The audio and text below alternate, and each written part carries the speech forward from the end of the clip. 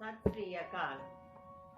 मैं प्रिंसीपल जतिंदर कौर रंधावा, पुत्री सरदार कुंदन सिंह जी, श्रीमती जसवंत कौर जी, जथेदार मोहन सिंह जी नागोके, जिन्हां नूं मोहली कतार दे सिख विद्वानां, पंथ दर्दियां ते सिख लीडरशिप ने सर्वसम्मति नाल यूनैनिमसली श्री अकाल तख्त साहिब जी दे जथेदार दी सत्कारत पदवी ते सुशोभित कीता। इस पदवी दे नाल ही 1944 ईस्वी नूं प्रधान श्रोमणी गुरुद्वारा प्रबंधक कमेटी श्री अमृतसर दी पदवी ते इक्को ही गुरसिख नूं इन्हां दोहां पदवियां ते सुशोभित होण दा मान सन्मान पूर्वक सर्वसम्मति नाल दिता। मैं उन्हां दी दोहतरी हां। मैं उन्हां दे जीवन बारे ई book through my eyes my grandfather Singh साहब जथेदार मोहन सिंह जी नागोके दा चैप्टर 9 अध्याय 9 लैके हाजिर हां। जब लग दुनिया रहिए नानक, किच सुनिए किच कही। जथेदार नागोके जी पूर्ण गुरसिख सबर संतोख ते धारनी नाल ही धड़ल्लेदार ते बेबाक देता सन। किसी किस्म का दुनियावी लालच आप नूं खड़का नहीं सी सकता। गुरबाणी अनुसार रहत मर्यादा विच पक्के गुरसिखां वाला सच्चा सुचा आचरण, दूर अंदेशी स्पष्ट होना उन्हां दे व्यक्तित्व दा अनिखड़वां हिस्सा सन। डॉक्टर साधु सिंह जी हमदर्द याद बनी इतिहास पुस्तक विच लिखते हैं कि जथेदार मोहन सिंह जी नागोके ही हैं जो सिੱਖੀ ਲਈ ਆਹ ਦਾ ਨਾਰਾ ਮਾਰਦੇ ਹਨ ਅਤੇ ਸਿੱਖਾਂ ਦੀ ਚੜ੍ਹਦੀ ਕਲਾ ਅਤੇ ਸਿੱਖੀ ਅਵਲ ਦੀ ਗੱਲ ਕਰਦੇ ਹਨ। 1931 ਈਸਵੀ ਵਿੱਚ ਐਸਜੀਪੀਸੀ ਵੱਲੋਂ ਸਰਬਸੰਮਤੀ ਨਾਲ ਮੀਤ ਜਥੇਦਾਰ ਅਤੇ 1935 ਈਸਵੀ ਵਿੱਚ ਜਥੇਦਾਰ ਸ੍ਰੀ ਅਕਾਲ ਤਖਤ ਸਾਹਿਬ ਸ੍ਰੀ ਅੰਮ੍ਰਿਤਸਰ ਦੀ ਸਤਿਕਾਰਤ ਪਦਵੀ ਤੇ ਸੁਸ਼ੋਭਿਤ ਹੋਣ ਉਪਰੰਤ ਆਪ ਜੀ ਨੇ ਸਮੂਹ ਸਿੱਖ ਪੰਥ ਦੇ ਧਾਰਮਿਕ ਆਗੂਆਂ ਅਤੇ ਲੀਡਰਸ਼ਿਪ ਨੂੰ मशवरा दिता कि सानू सब नूं मिल के भाग एसजीपीसी चीफ खालसा दीवान सिख मिशनरी कॉलेज ਅਤੇ ਹੋਰ सिख पंथक जथेबंदियां नूं पुरातन सरबत खालसा की दर्ज ते सर्वसाझीਆਂ मीटिंगां करके सारे सिख पंथ वालों सिख धर्म की जबरदस्त लहर शुरू की जाए, जिस राही धर्म प्रचार होवे। इस ते विचार उपरंत सर्व हिंद श्रोमणी सिख प्रचार कानफ्रेंस 11, 12, 13 अप्रैल 1936 1936 ईस्वी ਨੂੰ ਅਕਾਲੀ ਮਾਰਕੀਟ ਅੰਮ੍ਰਿਤਸਰ ਵਿਖੇ ਧੂਮਧਾਮ ਨਾਲ ਕੀਤੀ ਗਈ। ਇਸ ਵਿੱਚ ਸਮੂਹ ਸਿੱਖ ਪੰਥ ਤੇ ਉਸ ਸਮੇਂ ਦੀ ਸਮੁੱਚੀ ਲੀਡਰਸ਼ਿਪ ਸ਼ਾਮਲ ਹੋਈ। ਸਾਰੇ ਪ੍ਰਮੁੱਖ ਧਰਮਾਂ ਦੇ ਨੁਮਾਇੰਦੇ, ਹਿੰਦੂ ਧਰਮ ਦੇ ਹਿਜ਼ ਹੋਲੀਨੈਸ ਜਗਤ ਗੁਰੂ ਸ਼ੰਕਰਾਚਾਰਿਆ ਜੀ ਆਪ ਕ੍ਰੀਟ ਪੀਠ ਪੰਚਵਟੀ ਨਾਸਿਕ ਤੇ ਹੋਰ ਵੀ ਹਿੰਦੂ ਧਰਮ ਦੇ ਆਗੂਆਂ ਆਪਣੀਆਂ ਸ਼ੁਭ ਇੱਛਾਵਾਂ ਦਿੱਤੀਆਂ। ਬਾਬਾ ਪ੍ਰਤਾਪ ਸਿੰਘ ਜੀ ਨਾਮਧਾਰੀ ਪ੍ਰਧਾਨ ਤੇ ਸਕੱਤਰ ਆਲ ਇੰਡੀਆ ਦਲਿਤ ਜਾਤੀ ਲੀਗ ਭਾਵ पिछड़े वर्ग बंगाल आदि शामिल सन। भारत के संविधान के रचेता बाबा साहब डॉक्टर भीम राव जी अंबेडकर इस विच साथियों समेत खास तौर पर खास मकसद लई शामिल हुए सन। उपरोक्त बिरतांत मैं जथेदार नागोके जी कोलों तां सुनिया ही है। उस मौके ते हाजिर कई प्रत्यक्षदर्शी भी इस गुमान नाल दोहराउंदे सन। इस बारे काफ़ी जानकारी Encyclopaedia of Sikhism by Harbans Singh Punjabi University विच भी दर्ज है। एक सोर्स साझा कर रही है।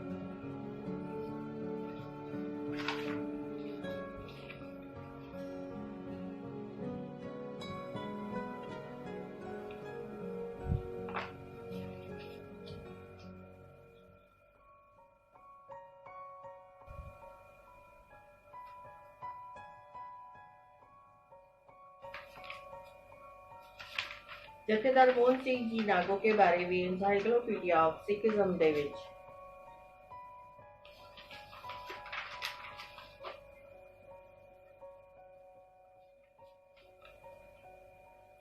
1936 ईस्वी विच अलीगढ़ उत्तर प्रदेश विखे सिख मिशन कायम किया गया। सिख पंथक आगुआं ने फैसला लिया कि अक्तूबर महीने विच अलीगढ़ विखे वड्डी पद्धर ते कानफ्रेंस विच 21,000 सिख अमृत अबलाखियां नूं अमृतपान कराया जाएगा।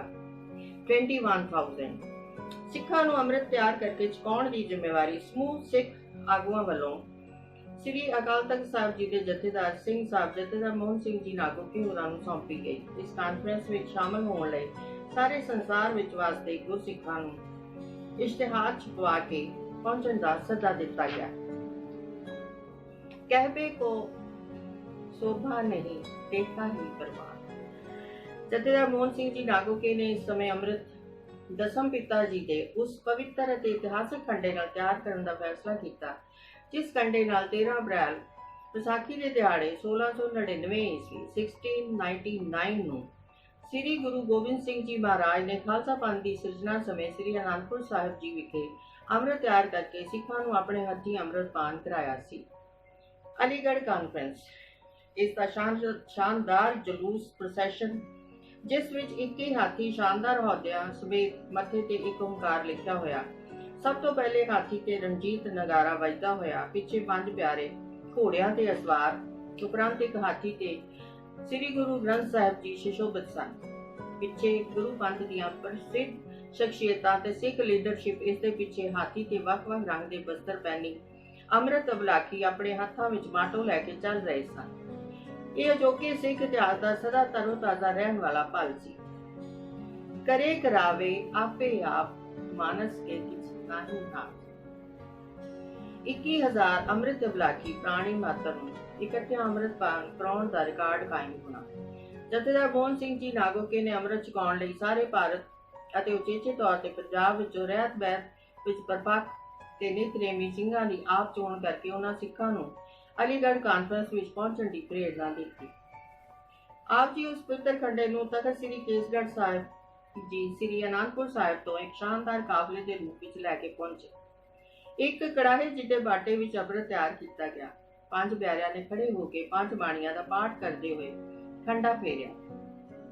ਉਪਰੰਤ ਇਸ ਅੰਮ੍ਰਿਤ ਨੂੰ 40 ਬਾਟਿਆਂ ਵਿੱਚ ਇੱਕ ਸਾਰ ਵੰਡ ਕੇ ਅੰਮ੍ਰਿਤ ਸੰਚਾਰ ਸ਼ੁਰੂ ਕੀਤਾ ਗਿਆ, ਜਿਸ ਲਈ 5 ਪਿਆਰਿਆਂ ਦੇ 40 ਤਿਆਰ ਸਿੰਘਾਂ ਦੇ ਜਥੇ ਸ਼ਾਮਲ ਸਨ। ਕਿਉਂਕਿ ਜਥੇਦਾਰ ਨਾਗੋਕੇ ਜੀ ਸਭ ਨੂੰ ਇੱਕੋ ਹੀ ਸਮੇਂ ਇਕੱਠਿਆਂ ਪੰਕਤਾਂ ਵਿੱਚ ਬਿਠਾ ਕੇ ਅੰਮ੍ਰਿਤ ਸੰਚਾਰ ਕਰਨਾ ਚਾਹੁੰਦੇ ਸਨ। ਇਸ ਤਰ੍ਹਾਂ ਇੱਕੋ ਹੀ ਸਮੇਂ 21,000 ਸਿੱਖਾਂ ਨੂੰ ਇਕੱਠੇ ਪੰਕਤਾਂ ਵਿੱਚ ਬਿਠਾ ਕੇ ਅੰਮ੍ਰਿਤ ਸੰਚਾਰ ਕੀਤਾ ਗਿਆ।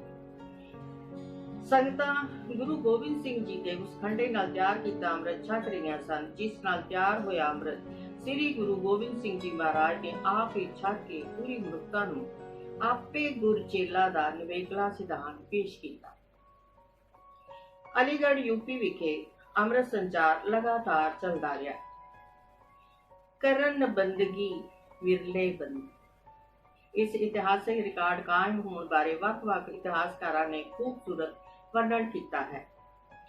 1964 ਈਸਵੀ ਵਿੱਚ 1964 ਵਿੱਚ ਗਿਆਨੀ ਸਾਧੂ ਸਿੰਘ ਜੀ ਭੌਰਾ ਜਥੇਦਾਰ ਸ੍ਰੀ ਅਕਾਲ ਤਖਤ ਸਾਹਿਬ ਜੀ ਸਨ।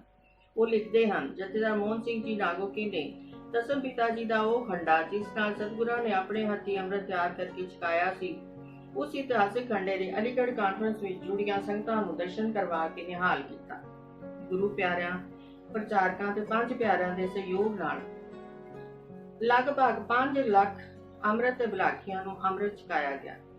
ਇਹ ਸਭ ਜਥੇਦਾਰ ਨਾਗੋਕੇ ਜੀ ਦੇ ਉਦਮ ਤੇ ਅਗਵਾਈ ਸਦਕਾ ਮੁਮਕਿਨ ਹੋਇਆ। ਯਾਦ ਰਹੇ, ਗਿਆਨੀ ਸਾਧੂ ਸਿੰਘ ਜੀ ਭੌਰਾ ਵੀ ਅਲੀਗੜ੍ਹ ਕਾਨਫਰੰਸ ਵਿੱਚ ਨਾਨਾ ਜੀ ਦੇ ਨਾਲ ਹੀ ਸਨ।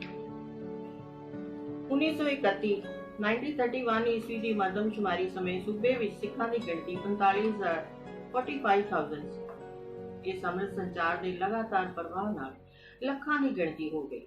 1941 ਦੀ ਸੰਸਦ ਉਪਰੋਕਤ ਤੱਥਾਂ ਦੀ ਗਵਾਹੀ ਭਰਦੀ ਹੈ। ਇਸ ਸਭ ਦੀ ਗਵਾਹੀ ਤਾਂ ਗਿਆਨੀ ਠਾਕੁਰ ਸਿੰਘ ਜੀ ਤੇ ਉਹਨਾਂ ਦੇ ਸਾਥੀ ਵੀ ਭਰਦੇ ਹਨ, ਜੋ ਅੰਮ੍ਰਿਤ ਸੰਚਾਰ ਸਮੇਂ 5 ਪਿਆਰਿਆਂ ਵਿੱਚ ਸ਼ਾਮਲ ਸਨ। ਉਹਨਾਂ ਅਨੁਸਾਰ ਸਿੱਖ ਮਿਸ਼ਨਰੀ ਕਾਲਜ ਅੰਮ੍ਰਿਤਸਰ ਤੋਂ ਪ੍ਰਚਾਰਕ ਦੀ ਵਿਦਿਆ ਪ੍ਰਾਪਤ ਕਰਨ ਵਾਲੇ ਉਹਨਾਂ ਦੇ ਸਾਰੇ ਸਾਥੀ ਵੀ ਇਸ ਸਮੇਂ ਜਥੇਦਾਰ ਮੋਹਨ ਸਿੰਘ ਜੀ ਨਾਗੋਕੇ ਦੇ ਨਾਲ ਸੇਵਾ ਕਰਾ ਰਹੇ ਸਨ। ਇਹ ਕਾਲਜ 1927 ਈਸਵੀ ਵਿੱਚ ਅੰਮ੍ਰਿਤਸਰ ਵਿਖੇ ਖੁੱਲਿਆ ਸੀ। ਇਸ ਦੇ ਲਈ ਵੀ ਇੱਕ ਸੋਮਾ ਤੁਹਾਡੇ ਨਾਲ ਸਾਂਝਾ ਕਰ ਰਹੀ ਹਾਂ। ਸੋਰਸ ਗਿਆਨੀ ਸਾਧੂ ਸਿੰਘ ਜੀ ਭੌਰਾ, ਜਥੇਦਾਰ ਸ੍ਰੀ ਅਕਾਲ ਤਖਤ ਸਾਹਿਬ, 1964।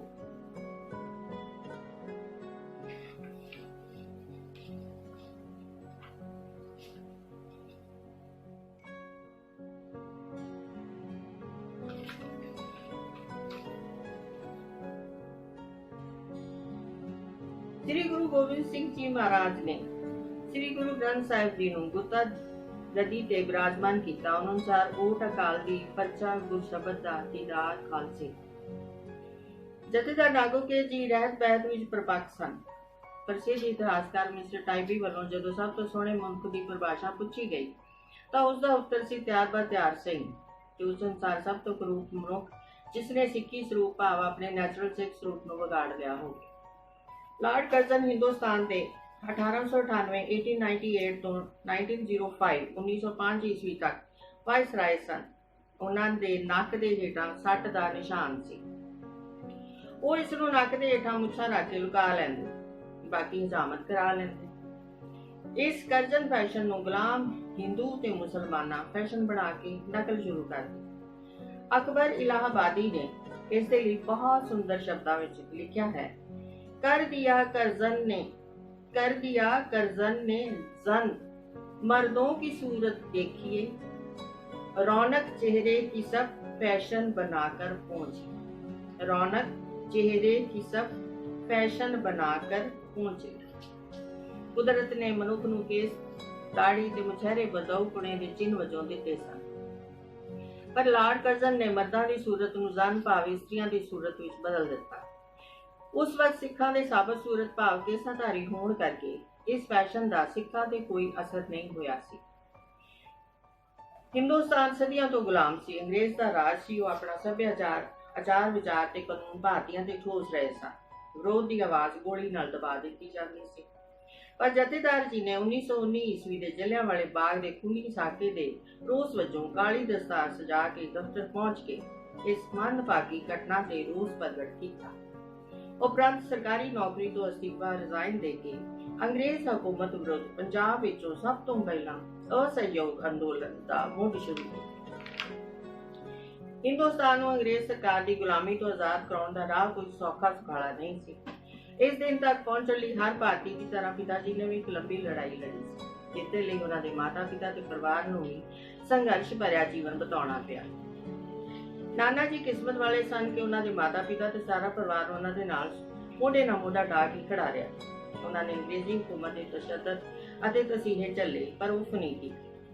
ਜਾਟੋ ਦੇ ਪਹਿਲੇ ਮੋਰਚੇ 1924 ਵਿੱਚ ਗੋਲੀ ਖਾਣ ਤੋਂ ਬਾਅਦ ਠੀਕ ਹੋ ਕੇ ਜਾਟੋ ਦੇ ਚੌਥੇ ਮੋਰਚੇ ਵਿੱਚ ਸਾਮਰਾਜ ਵਿਰੁੱਧ ਲੜਨ ਚਲੇ ਜਾਣਾ ਇਸ ਦੀ ਬਿਹਤਰੀਨ ਮਿਸਾਲ ਹੈ।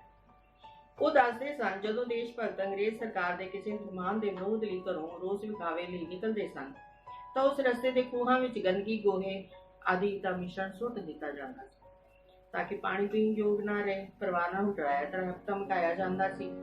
ਜੇਲ੍ਹ ਵਿੱਚ ਆਟਾ ਪੀਸਣ ਦੀ ਚੱਕੀ ਤੇ ਤੇਲ ਕੱਟਣ ਦੇ ਕੋਲੂ ਅੱਗੇ ਬਲਦਾਂ ਦੀ ਜਗ੍ਹਾ ਲਗਾ ਦਿੱਤਾ ਜਾਂਦਾ ਸੀ। ਭਾਰੇ ਬੂਟਾਂ ਨਾਲ ਪੇਟ ਵਿੱਚ ਛੁੱਟੇ ਮਾਰਨਾ ਆਮ ਗੱਲ ਸੀ। ਪੀਣ ਲਈ ਪਾਣੀ ਨਾ ਦੇਣਾ, ਹਾਜਤ ਪਖਾਨਾ ਪਿਸ਼ਾਬ ਲਈ ਨਾ ਜਾਣ ਦੇਣਾ ਤਸੀਹੇ ਦਾ ਹੀ ਰੂਪ ਸੀ। ਸਿਵਲ ਨਾਫਰਮਾਨੀ, ਨੌਨ ਕੋਆਪਰੇਸ਼ਨ ਮੂਵਮੈਂਟ, ਅਸਹਿਯੋਗ ਅੰਦੋਲਨ ਆਪ ਦੇਸ਼ ਨੂੰ ਗੁਲਾਮੀ ਦੀਆਂ ਜ਼ੰਜੀਰਾਂ ਤੋਂ ਹਰ ਹਾਲ ਵਿੱਚ ਆਜ਼ਾਦ ਵੇਖਣਾ ਚਾਹੁੰਦੇ ਸੀ। ਇਸ ਲਈ ਆਪ ਜੀ 12 ਮਾਰਚ 1930 ਈਸਵੀ ਨੂੰ ਸਿਵਲ ਨਾਫਰਮਾਨੀ ਅਤੇ ਸਵਦੇਸ਼ੀ ਲਹਿਰ ਦੇ ਦੇਸ਼ ਵਿਆਪੀ ਅੰਦੋਲਨ ਵਿੱਚ ਕੁੱਦ ਗਏ। ਆਪ ਅੰਗਰੇਜ਼ੀ ਵਸਤਾਂ, ਕੱਪੜਾ, ਸਰਕਾਰੀ ਨੌਕਰੀ, ਸਰਕਾਰੀ ਸਮਾਗਮਾਂ ਦਾ ਬਾਈਕਾਟ ਸਮੇਤ ਹੋਰ ਬਹੁਤ ਕੁਝ ਕਰਕੇ ਅੰਗਰੇਜ਼ ਹਕੂਮਤ ਦਾ ਵਿਰੋਧ ਕਰਨ ਲੱਗੇ। ਸਵਦੇਸ਼ੀ ਅਪਣਾਓ, ਲੋਕਾਂ ਨੂੰ ਸਵਦੇਸ਼ੀ ਚੀਜ਼ਾਂ, ਹੱਥ ਕੱਢੀ ਦੇ ਬਣੇ ਕੱਪੜੇ ਪਹਿਨਣ ਲਈ ਪ੍ਰੇਰਣ ਲੱਗੇ। ਵਿਦੇਸ਼ੀ ਕੱਪੜਾ ਨਾ ਪਹਿਨਣਾ ਤੇ ਨਾ ਹੀ ਵੇਚਣਾ। ਉਹ ਅਹਿੰਸਾ ਅਤੇ ਸੱਤਿਆਗ੍ਰਹਿ ਦੇ ਮਾਰਗ ਤੇ ਚੱਲ ਕੇ ਸ਼ਾਂਤਮਈ ਅੰਦੋਲਨ ਕਰਨ ਦੇ ਸਮਰਥਕ ਸਨ। ਨਤੀਜੇ ਵਜੋਂ ਲਾਹੌਰ ਸ਼ਹਿਰ ਵਿੱਚ ਸੱਤਿਆਗ੍ਰਹਿ ਅੰਦੋਲਨ ਦੌਰਾਨ ਅੰਗਰੇਜ਼ ਹਕੂਮਤ ਨੇ ਆਪ ਜੀ ਨੂੰ ਗ੍ਰਿਫਤਾਰ ਕਰ ਲਿਆ। ਆਪ ਜੀ ਨੇ ਅਟਕ ਅਤੇ ਬੋਸਟਲ ਜੇਲ੍ਹ ਵਿੱਚ 3 ਮਹੀਨੇ ਬਾਮਸ਼ੱਕਤ ਕੈਦ ਕੱਟੀ। ਅਟਕ ਜੇਲ੍ਹ ਦੀ ਗੱਲ ਕਰਦਿਆਂ ਉਹ ਦੱਸਦੇ ਹੁੰਦੇ ਸਨ, ਮੈਂ ਸਵੇਰੇ ਅੰਮ੍ਰਿਤ ਵੇਲੇ ਇਸ਼ਨਾਨ ਕਰਕੇ ਨਿਤਨੇਮ ਕਰਨਾ ਹੁੰਦਾ ਸੀ। ਜੇਲ੍ਹ ਦੇ ਨਿਯਮ ਬਹੁਤ ਸਖਤ ਸਨ, ਪਰ ਮੈਂ ਕਿਸੇ ਤਰ੍ਹਾਂ ਜੇਲਰ ਨੂੰ 2:30 ਵਜੇ ਸਵੇਰੇ ਇਸ਼ਨਾਨ ਕਰਨ ਦੇਣ ਲਈ ਬਣਾ ਲਿਆ, ਜਿਸ ਅਨੁਸਾਰ ਪਿਤਾ ਜੀ ਜੇਲ੍ਹ ਦੀ ਕੰਧ ਨਾਲ ਲੱਗਦੇ ਬਰਫੀਲੇ ਠੰਡੇ ਪਾਣੀ ਦੇ ਸੋਮੇ ਵਿੱਚ ਸਿਰਫ ਸਵੇਰੇ 2:30 ਵਜੇ ਇਸ਼ਨਾਨ ਕਰ ਸਕਦੇ ਸਨ। ਪਿਤਾ ਜੀ ਅਨੁਸਾਰ ਜੇਲਰ ਲਈ ਤਾਂ ਬਰਫੀਲਾ ਠੰਡਾ ਪਾਣੀ ਵੀ ਸਜ਼ਾ ਦਾ ਹੀ ਇੱਕ ਹੋਰ ਰੂਪ ਸੀ। ਇਸ ਤਰ੍ਹਾਂ ਉਹ ਅੰਗਰੇਜ਼ ਹਕੂਮਤ ਦੀ ਸਖਤ ਕੈਦ ਵਿੱਚ ਵੀ ਆਪਣਾ ਨਿਤਨੇਮ ਆਪਣੀ ਸ਼ਰਧਾ ਅਨੁਸਾਰ ਨਿਭਾਉਣ ਵਿੱਚ ਸਫਲ ਰਹੇ। ਭਾਈ ਗੁਰਦਾਸ ਲਿਖਦੇ ਹਨ, ਅੰਮ੍ਰਿਤ ਵੇਲੇ ਉੱਠ ਕੇ ਜਾਏ ਅੰਦਰ ਦਰਿਆਏ ਨਵੰਦੇ, ਸਹਿ ਸਮਾਦ ਅਗਾਧ ਵਿੱਚ ਇੱਕ ਮਨ ਹੋਏ ਗੁਰ ਜਾਪ ਜਪੰਦੇ। ਜਥੇਦਾਰ ਨਾਗੋਕੇ ਜੀ ਨੇ ਸਾਰਾ ਜੀਵਨ ਖਾਦੀ ਦੇ ਕੱਪੜੇ ਹੀ ਪਹਿਨੇ। ਪਹਿਲਾਂ ਉਹ ਹੱਥ ਕੱਢੀ ਦਾ ਬੁਣਿਆ ਤੇ ਫਿਰ ਖਾਦੀ ਭੰਡਾਰ ਦਾ ਹੀ ਹੁੰਦਾ ਸੀ। ਉਹਨਾਂ ਆਪਣੀ ਮਾਤਾ ਜੀ, ਪਤਨੀ, ਬੱਚੀਆਂ ਤੇ ਹੋਰ ਰਿਸ਼ਤੇਦਾਰ ਤੀਵੀਆਂ ਔਰਤਾਂ ਨੂੰ ਚੋਣੀਆਂ ਨਾਲ ਖੇਤਾਂ ਵਿੱਚੋਂ ਕਬਾਹ ਚੁੱਕ ਕੇ ਹੱਥ ਨਾਲ ਚੱਲਣ ਵਾਲੇ ਵੇਲਣੇ ਨਾਲ ਵੜੇਵੇਂ ਕੱਢਦਿਆਂ ਹੱਥ ਨਾਲ ਤੁੰਬ ਕੇ ਪੂਣੀਆਂ ਵੱਟ ਕੇ ਰਾਤ ਨੂੰ ਘਰ ਦਾ ਕੰਮਕਾਰ ਸਮੇਟ ਕੇ ਆਪਣੇ ਘਰ ਦੇ ਸੋਫੇ ਵਿੱਚ ਚਰਖਾ ਢਾ ਕੇ ਸੂਤ ਕਰਦੇ ਅਕਸਰ ਵੇਖਿਆ ਸੀ। ਕਈਆਂ ਦੇ ਘਰਾਂ ਵਿੱਚ ਬੁਣਾਈ ਕਰਨ ਦੀ ਹੱਥ ਕੱਢੀ ਤੇ ਕੱਪੜਾ ਬੁਣਦੇ ਵੀ ਵੇਖਿਆ ਸੀ। ਜਥੇਦਾਰ ਜੀ ਪਿੰਡਾਂ ਦੀਆਂ ਔਰਤਾਂ ਤੀਵੀਆਂ ਦੇ ਇਸ ਹੁਨਰ ਨੂੰ ਜਗ ਜ਼ਾਹਿਰ ਕਰਕੇ ਇਸ ਨੂੰ ਹੋਰ ਪ੍ਰਫੁੱਲਿਤ ਕਰਨਾ ਚਾਹੁੰਦੇ ਸਨ। ਇਹ ਕੰਮ ਉਹਨਾਂ ਨੇ ਨਾਗੋਕੇ ਪਿੰਡ ਤੋਂ ਔਰਤਾਂ ਦੇ ਚਰਖਾ ਕੱਤਣ ਦੇ ਮੁਕਾਬਲੇ ਆਰੰਭ ਕਰਵਾ ਕੇ ਸ਼ੁਰੂ ਕੀਤਾ। ਸਾਡੀ ਹਵੇਲੀ ਵਿੱਚ ਪੋਚਾ ਲਗਾਇਆ ਗਿਆ। ਮੁਕਾਬਲੇ ਵਿੱਚ ਹਿੱਸਾ ਲੈਣ ਵਾਲੀਆਂ ਭੈਣਾਂ ਬੀਬੀਆਂ ਰੰਗਲੇ ਸੰਗਲੇ ਚਰਖੀ ਢਾਹ ਹੇਠ ਦਰੀ ਵਿਛਾ ਕੇ ਛਿੱਕੂ ਵਿੱਚ ਪੂਣੀਆਂ ਰੱਖ ਕੇ ਰੰਗ ਬਰੰਗੇ ਕੱਪੜੇ ਪਹਿਨ ਕੇ ਸਿਰ ਤੇ ਫੁਲਕਾਰੀ ਤੇ ਬਾਗ ਦੀਆਂ ਬੁਕਲਾਂ ਮਾਰ ਕੇ ਬੈਠੀਆਂ। ਮੁਕਾਬਲੇ ਦੀਆਂ ਸ਼ਰਤਾਂ ਅਨੁਸਾਰ ਸੂਤ ਬਰੀਕ ਕੱਤਿਆ ਹੋਵੇ, ਜੋੜ ਨਵੀਂ ਪੂਣੀ ਲਾਈ ਹੋਵੇ, ਚੱਲੀ ਭਾਵ ਸੂਤ ਦਾ ਗੋਲਾ ਸੋਹਣਾ ਬਣੇ। ਉਹਨਾਂ ਦੀ ਗਿਣਤੀ ਵੀ ਹੋਣੀ ਸੀ। ਜੱਜ ਪਿੰਡ ਦੀ ਪੰਚਾਇਤ ਦੇ ਮੈਂਬਰ ਸਨ ਜੋ ਸੂਤ ਕੱਤਣ ਦੇ ਮਾਹਰ ਸਨ। ਕੱਤ ਕੁੜੇ ਨੀ ਕੁਝ ਵੱਟ ਕੁੜੇ, ਨਹੀਂ ਆਉਣਾ ਜੀਵਨ ਵੱਟ ਕੁੜੇ, ਨੀ ਕੱਤ ਚਰਖਾ ਗਲੋਟੇ ਕੱਤ ਕੁੜੇ। ਮੈਨੂੰ ਚੰਗੀ ਤਰ੍ਹਾਂ ਯਾਦ ਹੈ ਕਿ ਪਿਤਾ ਜੀ ਨੇ 1967 ਵਿੱਚ ਇੱਕ ਵਾਰੀ ਮਹਾਰਾਣੀ ਮਹਿੰਦਰ ਕੌਰ ਜੀ ਆਫ ਪਟਿਆਲਾ ਨੂੰ ਬਲਾਕ ਸੰਮਤੀ ਖਡੂਰ ਸਾਹਿਬ ਵਿਖੇ ਇੱਕ ਸਮਾਗਮ ਦੀ ਪ੍ਰਧਾਨਗੀ ਕਰਨ ਲਈ ਸੱਦਾ ਪੱਤਰ ਦਿੱਤਾ ਸੀ, ਜੋ ਉਹਨਾਂ ਪ੍ਰਵਾਨ ਕੀਤਾ। ਇਸ ਸਮਾਗਮ ਵਿੱਚ ਚਰਖਾ ਕੱਤਣ ਦੇ ਮੁਕਾਬਲੇ ਦੇ ਜੇਤੂਆਂ ਨੂੰ ਵੀ ਉਹਨਾਂ ਨੇ ਇਨਾਮ ਤਕਸੀਮ ਕੀਤੇ ਸਨ। ਸੋ ਕਿਉਂ ਮੰਦਾ ਆਖੀਏ ਜਿੱਤ ਜੰਮੇ ਰਾਜਾ। 1930 ਈਸਵੀ ਵਿੱਚ ਮੇਰੇ ਮਦਰ ਦਾ ਜਦੋਂ ਜਨਮ ਹੋਇਆ ਤਾਂ ਨਾਨਾ ਜੀ ਨਾਨ ਕੋਆਪਰੇਸ਼ਨ ਮੂਵਮੈਂਟ ਭਾਵ ਰਾਸ਼ਟਰ ਪੱਧਰ ਦੀ ਨਾਮਲਵਤਨ ਲਹਿਰ ਵਿੱਚ ਹਿੱਸਾ ਲੈਣ ਕਾਰਨ ਮੁਲਤਾਨ ਜੇਲ੍ਹ ਵਿੱਚ ਕੈਦ ਸਨ। ਮੇਰੀ ਮਦਰ ਨੇ ਮੁੱਢਲੀ ਵਿਦਿਆ ਸ੍ਰੀ ਗੁਰੂ ਨਾਨਕ ਕੰਨਿਆ ਪਾਠਸ਼ਾਲਾ ਅੰਮ੍ਰਿਤਸਰ ਤੋਂ ਪ੍ਰਾਪਤ ਕੀਤੀ। 1947 ਵਿੱਚ ਜਥੇਦਾਰ ਊਧਮ ਸਿੰਘ ਜੀ ਨਾਗੋਕੇ ਵੱਲੋਂ ਪਿੰਡ ਨਾਗੋਕੇ ਵਿਖੇ ਲੜਕੀਆਂ ਲਈ ਚਲਾਏ ਗਏ ਪਹਿਲੇ ਪ੍ਰਾਈਵੇਟ ਸਕੂਲ ਵਿੱਚ ਪਹਿਲੇ ਅਧਿਆਪਕ ਟੀਚਰ ਇੱਕ ਵਲੰਟੀਅਰ ਵਜੋਂ ਆਪਣੀਆਂ ਸੇਵਾਵਾਂ ਬਾਖੂਬੀ ਨਿਭਾਈਆਂ। 1947 ਈਸਵੀ ਵਿੱਚ ਪੰਡਵਾਰੇ ਦੇ ਸਮੇਂ ਪਿੰਡ ਨਾਗੋਕੇ ਵਿਖੇ ਫਿਰਕੂ ਫਸਾਦਾਂ ਸਮੇਂ ਭਾਰੀ ਕੰਮ ਕੀਤਾ। ਉਪਰੰਤ ਉਹ ਸ਼ਾਦੀ ਤੋਂ ਬਾਅਦ ਵੀ ਪਰਿਵਾਰਕ ਅਤੇ ਸਮਾਜਿਕ ਜ਼ਿੰਮੇਵਾਰੀਆਂ ਨਾਲ ਨਿਭਾਉਂਦੇ ਹੋਏ ਰਾਜ ਪੱਧਰ, ਕੇਂਦਰ ਪੱਧਰ ਦੀਆਂ ਉੱਚ ਸੰਵਿਧਾਨਕ ਅਤੇ ਰਾਜਨੀਤਿਕ ਪੱਧਰ ਦੀਆਂ ਪਦਵੀਆਂ ਤੱਕ ਪਹੁੰਚੇ। ਆਪ ਜੀ 9 ਜੁਲਾਈ 1997 ਈਸਵੀ ਨੂੰ ਇਸ ਫਾਨੀ ਦੁਨੀਆ ਵਿੱਚ ਆਪਣੀ ਜੀਵਨ ਯਾਤਰਾ ਸੰਪੂਰਨ ਕਰ ਦਿੱਤੀ। ਜਿਨ ਸੇਵਿਆ ਤਿਨ ਪਾਇਆ ਮਾਨ। 1937 ਵਿੱਚ ਸਰਕਾਰ ਨੇ ਸਿੱਖਾਂ ਉੱਤੇ ਵੱਡੀ ਕਿਰਪਾਨ ਪਹਿਨਣ ਤੇ ਲੈ ਕੇ ਤੁਰਨ ਤੇ ਪਾਬੰਦੀ ਲਗਾ ਦਿੱਤੀ, ਜਿਸ ਵਿਰੁੱਧ ਸਿੱਖ ਪੰਥ ਵਿੱਚ ਬਹੁਤ ਰੋਸ ਫੈਲ ਗਿਆ। ਇਸ ਪਾਬੰਦੀ ਨੂੰ ਖਤਮ ਕਰਾਉਣ ਅਤੇ ਵੱਡੀ ਕਿਰਪਾਨ ਧਾਰਨ ਕਰਨ ਦੀ ਆਜ਼ਾਦੀ ਲਈ ਆਰੰਭੇ ਗਏ ਮੋਰਚੇ ਵਿੱਚ ਆਪ ਨੇ ਬਤੌਰ ਜਥੇਦਾਰ ਸ੍ਰੀ ਅਕਾਲ ਤਖਤ ਸਾਹਿਬ ਜੀ 100 ਸਿੰਘਾਂ ਦੇ ਪਹਿਲੇ ਜਥੇ ਦੀ ਅਗਵਾਈ ਕੀਤੀ। ਨਤੀਜੇ ਵਜੋਂ ਅੰਗਰੇਜ਼ ਹਕੂਮਤ ਨੇ ਵੱਡੀ ਕਿਰਪਾਨ ਤੋਂ ਪਾਬੰਦੀ ਉਠਾ ਲਈ, ਭਾਵ ਵੱਡੀ ਕਿਰਪਾਨ ਪਹਿਨਣ ਤੇ ਲੈ ਕੇ ਚੱਲਣ ਦੀ ਸਿੱਖ ਪੰਥ ਨੂੰ ਖੁੱਲ੍ਹ ਮਿਲ ਗਈ।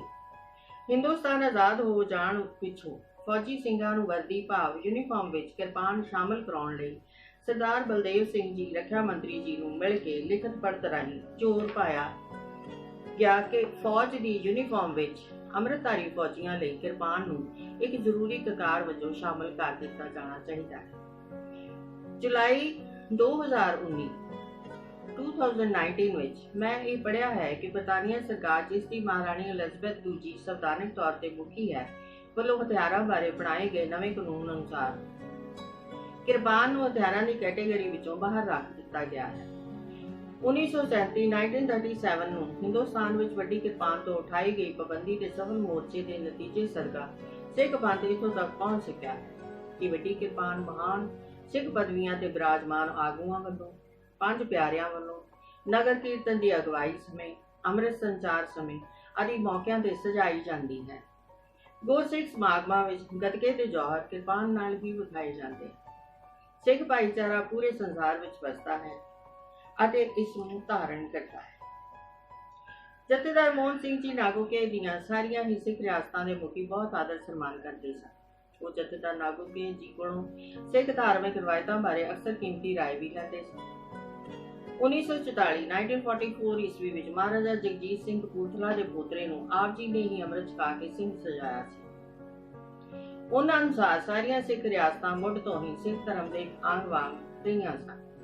ਇਸ ਲਈ ਸਿੱਖ ਰਿਆਸਤਾਂ ਦੇ ਭਾਵੀ ਰਾਜੇ ਉਹਨਾਂ ਦੀਆਂ ਪੁਰਾਤਨ ਰਵਾਇਤਾਂ ਅਨੁਸਾਰ ਗੁਰਸਿੱਖ ਹੋਣੇ ਚਾਹੀਦੇ। ਜਥੇਦਾਰ ਨਾਗੋਕੇ ਜੀ ਸਿੱਖ ਰਹਿਤ ਮਰਿਆਦਾ ਦੇ ਧਾਰਮਿਕ ਗੁਰਸਿੱਖ ਸਨ। ਉਹ ਸਿੱਖ ਪੰਥ ਦੀ ਧਾਰਮਿਕ ਸਲਾਹਕਾਰ ਕਮੇਟੀ ਦੇ ਮੁੱਢਲੇ ਸਰਗਰਮ ਮੈਂਬਰ ਹੋਣ ਕਰਕੇ ਆਪਣੀ ਆਵਾਜ਼ ਸਿੱਖ ਪੰਥ ਦੇ ਮੋਢੀਆਂ ਤੱਕ ਸਿਰਫ ਪਹੁੰਚਾਉਂਦੇ ਹੀ ਨਹੀਂ ਸਨ, ਸਗੋਂ ਪ੍ਰਵਾਨ ਵੀ ਕਰਵਾ ਲੈਂਦੇ ਸਨ। ਜਿਵੇਂ ਕਿ ਸਿੱਖ ਪਗੜੀਧਾਰੀ ਫੌਜੀਆਂ ਲਈ ਲੋਹ ਟੋਪ ਲਾਜ਼ਮੀ ਨਹੀਂ ਹੋਣਾ ਚਾਹੀਦਾ, ਕਿਉਂਕਿ ਸਟੀਲ ਹੈਲਮਟ ਅੰਗਰੇਜ਼ੀ ਟੋਪੀ ਵਰਗੀ ਹੋਣ ਕਰਕੇ ਸਿੱਖ ਰਹਿਤ ਮਰਿਆਦਾ ਦੇ ਉਲਟ ਹੈ। ਇਸ ਲਈ ਸਿੱਖ ਇਸ ਨੂੰ ਨਹੀਂ ਪਹਿਨਣਗੇ।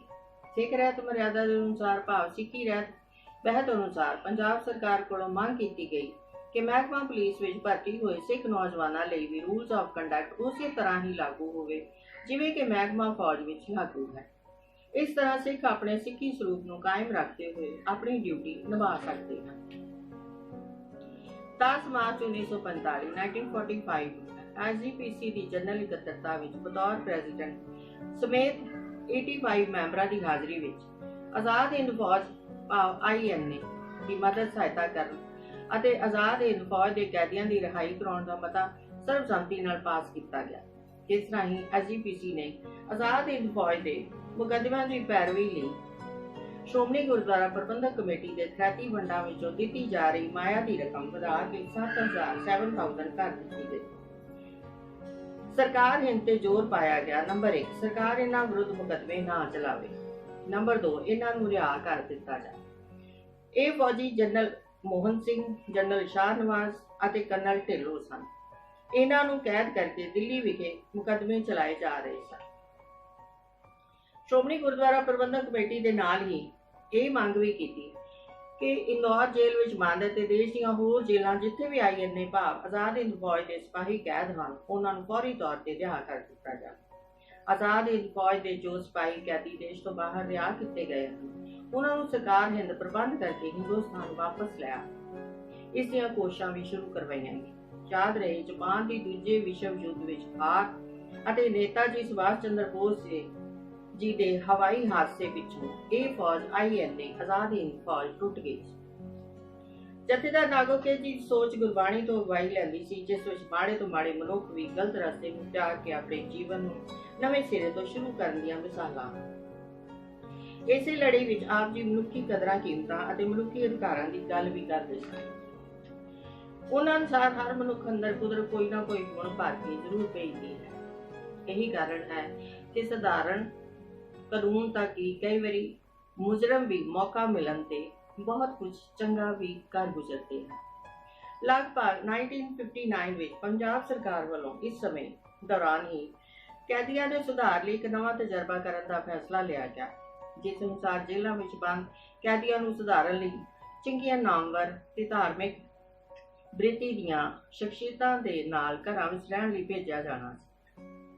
ਪਿਤਾ ਜੀ ਵੀ ਇੱਕ ਕੈਦੀ, ਜਿਸ ਨੂੰ ਜੀਤਾ ਕੈਦੀ ਆਖਿਆ ਜਾਂਦਾ ਸੀ, ਆਪਣੀ ਕੋਠੀ 16 ਸੈਕਟਰ ਚੰਡੀਗੜ੍ਹ ਲੈ ਆਏ। ਉਸ ਨੂੰ ਕੋਠੀ ਦੇ ਤੁਰ ਪਿਛਵਾੜੇ ਦੇ ਕੁਆਟਰ ਵਿੱਚ ਕਮਰਾ ਦੇ ਦਿੱਤਾ ਗਿਆ। ਉਹ ਮਾਲੀ ਨਾਲ ਸਬਜ਼ੀਆਂ ਤੇ ਫੁੱਲਾਂ ਦੀ ਬਗੀਚੀ ਦੀ ਸੇਵਾ ਸੰਭਾਲ ਕਰਨੀ ਸਿੱਖਣ ਲੱਗਾ। ਕਦੀ ਅੰਗੀਠੀ ਪਾਲ ਦਿੰਦਾ, ਬਗੀਚੀ ਵਿੱਚ ਹੋਈਆਂ ਸਬਜ਼ੀਆਂ ਤੋੜ ਕੇ ਧੋ ਦਿੰਦਾ, ਫੁੱਲਾਂ ਦਾ ਗੁਲਦਸਤਾ ਤਿਆਰ ਕਰਨਾ ਵੀ ਸਿੱਖ ਗਿਆ ਸੀ। ਪਿਤਾ ਜੀ ਉਸ ਨੂੰ ਉਸ ਦਾ ਪੂਰਾ ਨਾਮ ਲੈ ਕੇ ਹੀ ਬੁਲਾਉਂਦੇ ਸਨ। ਸਵੇਰੇ ਤੇ ਸ਼ਾਮ ਨੂੰ ਲਾਨ ਵਿੱਚ ਬਿਠਾ ਕੇ ਉਸ ਦੇ ਨਾਲ ਧਾਰਮਿਕ ਚਰਚਾ ਕਰਦੇ ਸਨ। ਉਸ ਦੇ ਅਸਲ ਨਾਮ ਜ਼ੁਰਮ ਪਿੰਡ ਜੇਲ੍ਹ ਬਾਰੇ ਸਾਨੂੰ ਕੁਝ ਪਤਾ ਨਹੀਂ। ਬੱਚਿਆਂ ਨਾਲ ਇਹ ਗੱਲ ਸਾਂਝੀ ਨਹੀਂ ਕੀਤੀ ਗਈ। ਪਿਤਾ ਜੀ ਦੀ ਸੰਗਤ ਵਿੱਚ ਉਹ ਨਿਤਨੇਮ ਕਰਨਾ, ਸਾਫ਼ ਸਫਾਈ, ਅਨੁਸ਼ਾਸਨ, ਚੰਗਾ ਮਾਲੀ ਤੇ ਗੱਲਬਾਤ ਕਰਨ ਦਾ ਸਲੀਕਾ ਸਿੱਖ ਕੇ ਇੱਕ ਬਿਹਤਰ ਗੁਰਸਿੱਖ ਇਨਸਾਨ ਬਣ ਗਿਆ। ਪਿਤਾ ਜੀ ਸਾਨੂੰ ਆਖਦੇ, ਕੋਈ ਵੀ ਆਦਮੀ ਜਮਾਂਦਰੂ ਮੁਜਰਮ ਨਹੀਂ ਹੁੰਦਾ। ਕਈ ਵਾਰੀ ਹਾਲਾਤ ਤੇ ਹਾਦਸੇ ਵੀ ਜੁਰਮ ਦੇ ਕਾਰਨ ਬਣਦੇ ਹਨ। ਹਰ ਇਨਸਾਨ ਵਿੱਚ ਸੁਧਾਰ ਦੀ ਗੁੰਜਾਇਸ਼ ਹਮੇਸ਼ਾ ਰਹਿੰਦੀ ਹੈ। ਇਸ ਤਰ੍ਹਾਂ ਉਹਨਾਂ ਨੇ ਜੇਲ੍ਹ ਵਿੱਚ ਬੰਦ ਕੈਦੀਆਂ ਦੇ ਸੁਧਾਰ ਦੇ ਅਤ ਸੰਵੇਦਨਸ਼ੀਲ ਵਿਸ਼ੇ ਤੇ ਆਪ ਸਭ ਤੋਂ ਅੱਗੇ ਖੜੇ ਹੋ ਕੇ ਸਮਾਜ ਵਿੱਚ ਇੱਕ ਵਿਲੱਖਣ ਮਿਸਾਲ ਪੇਸ਼ ਕੀਤੀ। ਮਨ ਹਾਲੀ ਕਿਰਸਾਣੀ ਕਰਨੀ, ਸਰਮ ਪਾਣੀ ਤਨ ਖੇਤ, ਨਾਮ ਬੀਜ ਸੰਤੋਖ ਸੁਹਾਗਾ, ਰੱਖ ਗਰੀਬੀ ਵੇਸ। ਕਿਸਾਨ ਮੋਰਚਾ। ਜਥੇਦਾਰ ਮੋਹਨ ਸਿੰਘ ਜੀ ਨਾਗੋਕੇ ਇੱਕ ਸਧਾਰਨ ਜੱਟ ਕਿਸਾਨ ਦੇ ਬੇਟੇ ਸਨ। ਇਸ ਲਈ ਉਹ ਸਮਝਦੇ ਸਨ ਕਿ ਕਿਸਾਨ ਦੇਸ਼ ਤੇ ਸਮਾਜ ਦੀ ਰੀੜ੍ਹ ਦੀ ਹੱਡੀ ਹਨ। ਉਸਦੇ ਖੇਤ ਵਿੱਚ ਹਲ ਲੈ ਕੇ ਜਾਣ ਤੋਂ ਹੀ ਮਜ਼ਦੂਰਾਂ, ਕਾਰੀਗਰਾਂ, ਦੁਕਾਨਦਾਰਾਂ ਤੋਂ ਲੈ ਕੇ ਹਰ ਤਰ੍ਹਾਂ ਦਾ ਰੁਜ਼ਗਾਰ ਤੁਰ ਪੈਂਦਾ ਹੈ। ਇਹ ਵੱਖਰੀ ਗੱਲ ਹੈ ਕਿ ਕਿਸਾਨ ਆਪ ਕਰਜ਼ੇ ਤੇ ਮਾਲੀਏ ਦੇ ਚੱਕਰਵਿਊਹ ਵਿੱਚ ਫਸਿਆ ਰਹਿੰਦਾ ਹੈ। ਇਸ ਲਈ 1929 ਈਸਵੀ ਤੋਂ 1929 ਈਸਵੀ ਤੋਂ ਹੀ ਆਪ ਪੰਜਾਬ ਦੇ ਕਿਸਾਨਾਂ ਵੱਲੋਂ ਚਲਾਏ ਜਾ ਰਹੇ ਮੋਰਚੇ ਵਿੱਚ ਵੱਧ ਚੜ ਕੇ ਹਿੱਸਾ ਲੈ ਰਹੇ ਸਨ। 1939 ਈਸਵੀ ਵਿੱਚ ਪੰਜਾਬ ਦੇ ਕਿਸਾਨਾਂ ਉੱਤੇ ਅੰਗਰੇਜ਼ ਹਕੂਮਤ ਨੇ ਰੈਵਨਿਊ, ਮਾਲੀਆ ਟੈਕਸ ਵਧਾ ਦਿੱਤਾ। ਸਿੱਖ ਪੰਥ ਨੇ ਇਸ ਦੇ ਵਿਰੋਧ ਵਿੱਚ ਪ੍ਰਚੰਡ ਆਵਾਜ਼ ਉਠਾਈ। ਪੰਜਾਬ ਦੇ ਕਿਸਾਨਾਂ ਅੰਮ੍ਰਿਤਸਰ ਦੇ ਮਸ਼ਹੂਰ ਭੰਡਾਰੀ ਪੁਲ ਤੇ ਕਿਸਾਨਾਂ ਦੇ ਅਥਾਹ ਇਕੱਠ ਨਾਲ ਧਰਨਾ ਲਗਾ ਦਿੱਤਾ, ਜਿਸ ਦੇ ਵਿੱਚ ਅੰਗਰੇਜ਼ ਹਕੂਮਤ ਵੱਲੋਂ ਇਹਨਾਂ ਸ਼ਾਂਤਮਈ ਕਿਸਾਨਾਂ ਤੇ ਵਰਾਈਆਂ ਗਈਆਂ ਡਾਂਗਾਂ ਦੀ ਗੂੰਜ ਪੂਰੇ ਹਿੰਦੁਸਤਾਨ ਵਿੱਚ ਸੁਣਾਈ ਦਿੱਤੀ ਸੀ। ਜਥੇਦਾਰ ਜੀ ਦੀ ਡਿਊਟੀ ਨਾਗੋਕੇ ਖਡੂਰ ਸਾਹਿਬ ਦੇ ਇਲਾਕੇ ਦੇ ਕਿਸਾਨਾਂ ਨੂੰ ਸ਼ਾਂਤਮਈ ਢੰਗ ਨਾਲ ਨਿਯਤ ਥਾਂ ਤੇ ਪਹੁੰਚਣ ਲਈ ਹਰ ਸੰਭਵ ਮਦਦ ਕਰਨਾ ਸੀ। ਭੰਡਾਰੀ ਪੁਲ ਤੇ ਧਰਨੇ ਤੇ ਬੈਠੇ ਸ਼ਾਂਤਮਈ ਕਿਸਾਨਾਂ ਨੇ ਮੋਰਚਾ ਜਿੱਤ ਲਿਆ ਸੀ। ਇਹ ਕਿਸਾਨ ਹੀ ਹੈ ਜੋ ਪੂਰੇ ਮੁਲਕ ਦੇ ਭੰਡਾਰੇ ਭਰ ਦਿੰਦਾ ਹੈ। ਇਸ ਲਈ ਉਸ ਦੀ ਗੱਲ ਤੇ ਉਸ ਦਾ ਹੱਲ ਸਭ ਤੋਂ ਪਹਿਲਾਂ ਕੱਢਿਆ ਜਾਣਾ ਚਾਹੀਦਾ ਹੈ। ਵੈਸੇ ਵੀ ਜਦੋਂ ਅਸੀਂ ਘਰਾਂ ਵਿੱਚ ਆਰਾਮ ਨਾਲ ਸੁੱਤੇ ਹੁੰਦੇ ਹਾਂ, ਕਿਸਾਨ ਖੇਤਾਂ ਵਿੱਚ ਕਦੀ ਪਾਣੀ ਲਗਾ ਰਿਹਾ, ਕਦੀ ਖਾਦ ਪਾ ਰਿਹਾ, ਕਦੀ ਕੱਦੂ ਕਰ ਰਿਹਾ, ਕਦੀ ਤਿੱਖੀ ਦੁਪਹਿਰੇ ਖੇਤ ਵਿੱਚੋਂ ਨਦੀਨ ਕਢਵਾ ਰਿਹਾ, ਅਨੇਕ ਕੰਮ ਕਰ ਰਿਹਾ ਹੁੰਦਾ ਹੈ। ਇਸੇ ਲਈ ਤਾਂ ਕਿਸਾਨ ਨੂੰ ਫੌਜ ਦੇ ਜਵਾਨ ਦੇ ਬਰਾਬਰ ਰੁਤਬਾ ਦਿੱਤਾ ਗਿਆ ਹੈ। ਜੈ ਜਵਾਨ, ਜੈ ਕਿਸਾਨ। ਸ਼੍ਰੋਮਣੀ ਅਕਾਲੀ ਦਲ ਅਤੀਤ ਅਤੇ ਵਰਤਮਾਨ ਸਿੱਖ ਲੀਡਰਸ਼ਿਪ ਦਾ role doctor Mahinder Singh Punjabi Tribune ਦਸਤਕ 15 ਦਸੰਬਰ 2019 ਵਿੱਚ ਲਿਖਦੇ ਹਨ। ਅਕਾਲੀਆਂ ਦੇ ਤਾਕਤਵਰ ਅੰਦੋਲਨਾਂ ਦੇ ਤੁਲਨਾਤਮਕ ਅਧਿਐਨ ਕੰਪੈਰੀਟਿਵ ਸਟੱਡੀ ਅਧਿਐਨ ਤੋਂ ਜੋ ਤੱਥ ਸਾਹਮਣੇ ਆਉਂਦੇ ਹਨ। ਪੁਰਾਣੀ ਸਿੱਖ ਲੀਡਰਸ਼ਿਪ ਦਾ ਰੋਲ। ਪੁਰਾਣੇ ਸਿੱਖ ਲੀਡਰ ਗੁਰਦੁਆਰਾ ਸੁਧਾਰ ਲਹਿਰ ਦੌਰਾਨ ਸਿੱਖਾਂ ਵਿੱਚ ਪੈਦਾ ਹੋਈ ਧਾਰਮਿਕ ਲਹਿਰ ਨੂੰ ਭਾਰਤ ਦੀ ਆਜ਼ਾਦੀ ਦੀ ਲਹਿਰ ਨਾਲ ਜੋੜਨ ਵਿੱਚ ਸਫਲ ਰਹੇ। ਉਹਨਾਂ ਨੇ ਸਿੱਖ ਭਾਈਚਾਰੇ ਨੂੰ ਆਜ਼ਾਦੀ ਦੀ ਲਹਿਰ ਦੇ ਅੰਦੋਲਨ ਵਿੱਚ ਮੁੱਖ ਧਾਰਾ ਵਿੱਚ ਲੈ ਆਏ। ਨੰਬਰ 2, ਉਹਨਾਂ ਪ੍ਰੈਸ ਤੇ ਲੋਕ ਰਾਏ ਦੀ ਅਹਿਮੀਅਤ ਨੂੰ ਪਛਾਣਿਆ। ਉਹਨਾਂ ਨੇ ਹਿੰਸਾ ਤੋਂ ਪਰਹੇਜ਼ ਕੀਤਾ ਅਤੇ ਅਹਿੰਸਾ ਦੇ ਮਾਰਗ ਤੇ ਚੱਲੇ। ਨੰਬਰ 3, ਪੁਰਾਣੀ ਲੀਡਰਸ਼ਿਪ ਨੇ ਆਪਣੇ ਅੰਦੋਲਨ ਨੂੰ ਫਿਰਕੂ ਰੰਗਤ ਨਹੀਂ ਲੈਣ ਦਿੱਤੀ। ਨੰਬਰ 4, ਪੁਰਾਣੇ ਪੰਥ ਦਰਦੀ ਲੀਡਰ ਮੋਹਰਲੀ ਕਤਾਰ ਵਿੱਚ ਆਪ ਖਲੋ ਕੇ ਲੜਦੇ ਸਨ। ਇਹ ਸਭ ਜਥੇਦਾਰ ਸਾਹਿਬ ਤੇ ਅੱਖਰ ਟੁਕਦਾ ਹੈ। ਡਾਕਟਰ ਸਾਹਿਬ ਨੇ ਇੱਕ ਤਸਵੀਰ ਵੀ ਸਾਂਝੀ ਕੀਤੀ ਹੈ, ਨਾਵਾਂ ਸਮੇਤ ਮੈਂ ਪੜ ਰਹੀ ਹਾਂ। ਫੋਟੋ ਕਾਪੀ ਥੋੜੀ ਧੁੰਦਲੀ ਹੈ, ਪਹਿਲਾਂ ਮੈਂ ਸੋਰਸ ਦਿਖਾ ਰਹੀ ਹਾਂ। ਇਹ ਫੋਟੋ ਹੈ। ਸੱਜੇ ਪਾਸੇ ਮੇਰੇ ਪਾਸਿਓਂ ਖੱਬਿਓਂ ਕੁਰਸੀ ਤੇ ਬੈਠੇ ਹੋਏ ਜਥੇਦਾਰ ਮੋਹਨ ਸਿੰਘ ਜੀ ਨਾਗੋਕੇ। ਨੰਬਰ 2, ਸਰਦਾਰ ਪ੍ਰਤਾਪ ਸਿੰਘ ਕੈਰੋਂ, ਸਰਦਾਰ ਦਰਸ਼ਨ ਸਿੰਘ ਫੇਰੂਮਾਨ, ਜਥੇਦਾਰ ਤੇਜਾ ਸਿੰਘ ਜੀ ਅਕਰਪੁਰੀ, ਸਰਦਾਰ ਈਸ਼ਰ ਸਿੰਘ ਜੀ ਮਜੈਲ। ਖੱਬਿਓਂ ਖੜਿਆਂ ਵਿੱਚ ਸਰਦਾਰ ਵਰਿਆਮ ਸਿੰਘ ਜੀ ਭਾਗੋਵਾਲੀਆ, ਸਰਦਾਰ ਬਲਵੰਤ ਸਿੰਘ ਜੀ ਉਦੋਂ ਨੰਗਲ, ਜਥੇਦਾਰ ਸੋਹਣ ਸਿੰਘ ਜੀ ਜਲਾਲ ਉਸਮਾ। ਜਥੇਦਾਰ ਜਲਾਲ ਉਸਮਾ ਜੀ ਜਥੇਦਾਰ ਨਾਗੋਕੇ ਜੀ ਦੇ ਇਸ ਬਾਨੀ ਦੁਨੀਆ ਤੋਂ ਕੂਚ ਕਰ ਜਾਣ ਤੋਂ ਉਪਰੰਤ ਨਾਗੋਕੇ ਪਰਿਵਾਰ ਦੇ ਸਰਪ੍ਰਸਤ ਬਣੇ ਰਹੇ। ਇਸ ਤਸਵੀਰ ਵਿੱਚ ਸ਼ਾਮਲ ਸਾਰੇ ਹੀ ਮਹਾਂਪੁਰਸ਼ਾਂ ਨੂੰ ਮੈਨੂੰ ਆਪਣੇ ਬਚਪਨ ਵਿੱਚ ਆਪਣੇ ਨਾਨਾ ਜੀ ਦੇ ਘਰ ਚੰਡੀਗੜ੍ਹ ਵਿਖੇ ਮਿਲਣ ਦਾ ਸੁਭਾਗ ਪ੍ਰਾਪਤ ਹੋਇਆ। ਯਾਦ ਰਹੇ ਮਹਾਨ ਪੰਥਕ ਲੀਡਰ ਜਥੇਦਾਰ ਊਧਮ ਸਿੰਘ ਜੀ ਨਾਗੋਕੇ, ਗਿਆਨੀ ਕਰਤਾਰ ਸਿੰਘ ਜੀ ਲਾਇਲਪੁਰੀ ਜੀ ਦਾ ਵੀ ਪਿਛਲਾ ਪਿੰਡ ਨਾਗੋਕੇ ਹੀ ਸੀ। ਮੈਂ ਸੂਝਵਾਨ ਸਰੋਤਿਆਂ ਨੂੰ ਦਾ ਧੰਨਵਾਦੀ ਹਾਂ ਕਿ ਆਪ ਸਭ ਜਥੇਦਾਰ ਮੋਹਨ ਸਿੰਘ ਜੀ ਨਾਗੋਕੇ, ਜੋ ਕਿ ਕੁਰਬਾਨੀ ਦੇ ਜਜ਼ਬੇ, ਦ੍ਰਿੜ ਵਿਸ਼ਵਾਸ, ਚੜ੍ਹਦੀ ਕਲਾ, ਅਣਥੱਕਤਾ ਵਰਗੇ ਗੁਣਾਂ ਨੂੰ ਧਾਰਨ ਕਰਕੇ ਇੱਕ ਯੋਗ ਪੁਰਸ਼ ਬਣ ਗਏ। ਉਹਨਾਂ ਦੇ ਜੀਵਨ ਪ੍ਰਸੰਗ, ਲਾਈਫ ਹਿਸਟਰੀ ਨੂੰ ਭਰਵਾਂ ਹੁੰਗਾਰਾ ਭਰ ਰਹੇ ਹੋ। ਅਸੀਂ ਚੈਪਟਰ 10 ਅਧਿਆਇ ਵਿੱਚ ਅੱਜ ਤੋਂ ਲਗਭਗ 100 years ago ਉਹਨਾਂ ਵੱਲੋਂ ਕਰਵਾਈਆਂ ਗਈਆਂ ਗੁਰਦੁਆਰਾ ਸਾਹਿਬ ਜੀ ਦੀਆਂ ਸੇਵਾਵਾਂ, ਇਮਾਰਤਾਂ, ਦੁਕਾਨਾਂ, ਮਕਾਨ ਜਿਨ੍ਹਾਂ ਵਿੱਚ ਆਧੁਨਿਕ ਟਾਇਲਟਸ, ਵਾਟਰ ਸਪਲਾਈ, ਇਲੈਕਟ੍ਰਿਸਿਟੀ, ਪਖਾਨੇ, ਬਿਜਲੀ ਪਾਣੀ ਦੀ ਨਿਰਵਿਘਨ ਸਪਲਾਈ ਵੀ ਦਿੱਤੀ ਗਈ। ਇਸ ਤਰ੍ਹਾਂ ਸਮਾਜ ਵਿੱਚ ਸਾਫ਼ ਸਫਾਈ ਅਤੇ ਸ਼ੌਚ ਪ੍ਰਤੀ ਸੋਚ ਬਦਲਣ ਦੇ ਅਸਲ ਮੋਢੀ ਬਣ ਕੇ ਉੱਭਰੇ। ਉਹਨਾਂ ਵੱਲੋਂ ਕਿਸ ਤਰ੍ਹਾਂ ਪੰਜਾਬ ਦੇ ਅਤ ਗਰੀਬ ਪੇਂਡੂ ਸ਼ਹਿਰੀ ਸਮਾਜ ਦੇ ਪਿਛੜੇ ਪਰਿਵਾਰਾਂ ਦੇ ਪੜ੍ਹੇ ਲਿਖੇ ਨੌਜਵਾਨ ਬੱਚੇ ਬੱਚੀਆਂ ਨੂੰ ਰੋਜ਼ਗਾਰ, ਇੰਪਲਾਇਮੈਂਟ ਦੇ ਕੇ ਪੈਰਾਂ ਸਿਰ ਖੜਾ ਕੀਤਾ ਗਿਆ, ਆਪ ਸਭ ਨਾਲ ਸਾਂਝਾ ਕਰਾਂਗੇ। विच दुनिया सेव कमाईए ता दरगाह दर्शन पाइए। परमात्मा करे आप सब सेहतयाब रहो, कामयाब रहो, आबाद रहो। सत श्री